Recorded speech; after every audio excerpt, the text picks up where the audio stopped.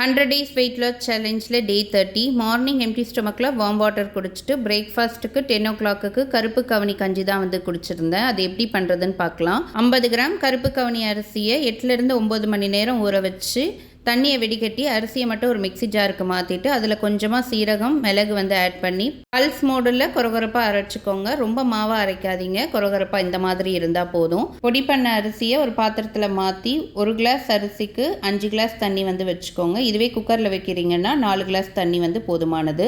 அது கூட கொஞ்சமாக பூண்டு உப்பு சேர்த்து நல்லா வேக விட்டுக்கோங்க.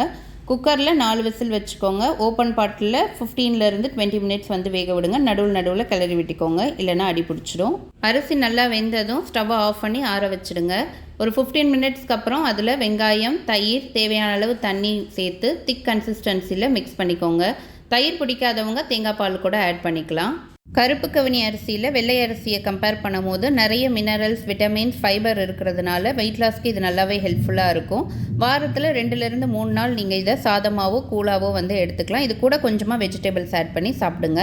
இன்றைக்கி வந்து ஆஃபீஸ் டே. காலையில் 2 காலேஜ் விசிட் பண்ணிவிட்டு ஆஃப்டர்நூன் வந்து ஆஃபீஸ்க்கு போனோம். இதுதான் பிளான். 2 காலேஜுமே morning shift colleges. First college முடிக்கவே 1:15 ஆகிடுச்சு. அடுத்த காலேஜுக்கு 1:30க்குள்ளே போகணும். ஏன்னா 2 மணி வரைக்கும் தான் ஃபேக்கல்ட்டிஸ் வந்து இருப்பாங்க.